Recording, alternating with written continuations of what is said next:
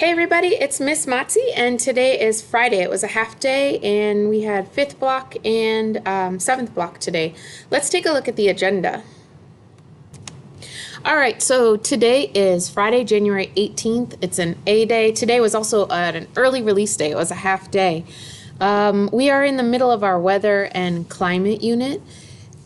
So let's actually take a second to talk about where we are in that unit right now.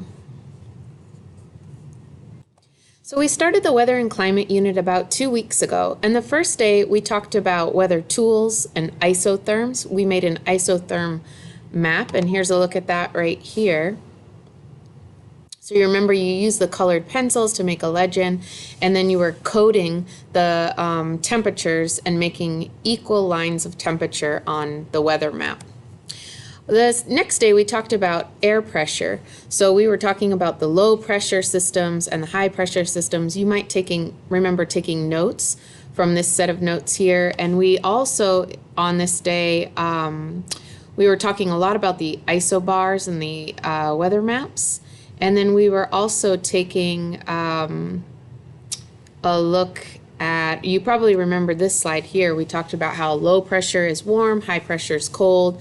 How the low pressure air is rising, that's where you get the cloud formation, and how low pressure air moves counterclockwise. You might also remember these diagrams. So these were the sea breeze and the land breeze diagrams.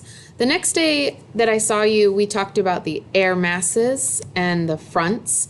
And so that's when we started talking about the humidity and the temperature characterizing a certain air mass and how it depends on where it forms. That's what's going to give it its humidity and its temperature.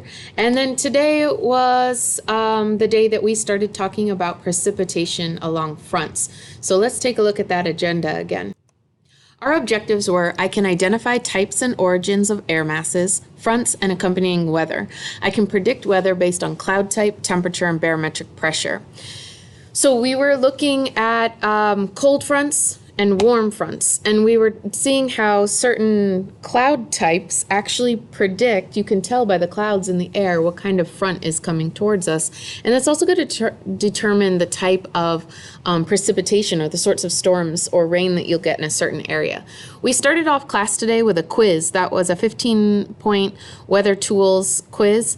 If you weren't here today, you want to make sure that you come and see me after school next week, either Wednesday, January 23rd, or Thursday, January 24th. That is a second quarter grade, so you want to make sure you get after school and make that quiz up. Then we moved into the precipitation along fronts diagrams and paragraphs that you wrote. We concluded the day with an exit ticket. Don't forget, your homework is to complete your exit ticket if you didn't do that in class, and finish the diagrams and the paragraphs if you didn't finish those in class. Also, we do have an upcoming quiz. Your next quiz will be on Wednesday, January 30th. Let's take another look at these visualizations here. So we have cold front. You can see the cold air is just bulldozing its way through the warm air. It's pushing the warm air up. As that warm, moist air rises, it forms what's called a cumulonimbus cloud. And that's going to produce thunderstorms, violent storms, sometimes tornadoes. Whereas when we look here at the warm front, that has a very different look to it. That's because the warm air is so low density that it's just going to sort of climb, delicately on top of the cold air at a low angle, but that is going to create clouds, but a very characteristic series of clouds. So at the front end of the warm front, you see this here, this says cirrus. Cirrus clouds are those wispy clouds that you see in the air.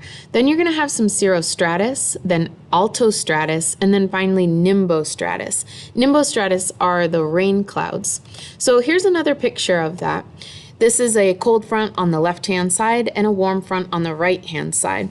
You can see the cumulonimbus clouds forming in the cold front area. You know this is a cold front because do you see the blue with the triangles? That indicates a cold front, whereas this red with the half circles, that indicates a warm front. And again, you see this characteristic pattern of clouds on the front end of the front.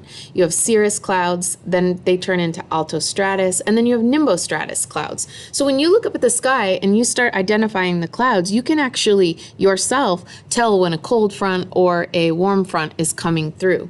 Now, cold fronts come through quickly. Strong, violent storms. Warm fronts take longer to come through, and they don't produce your violent storms, and they definitely don't produce tornadoes, but they are going to produce steady rain for a day, maybe even a day and a half. All right, so the next time I see you is going to be Wednesday, January 23rd, and we're going to be investigating severe weather.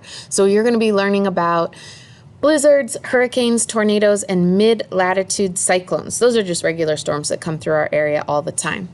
That's it for today. So I hope everybody has a great holiday weekend, that you had a good half day today, and that you come back refreshed when I see you on Wednesday, January 23rd. All right, bye everybody.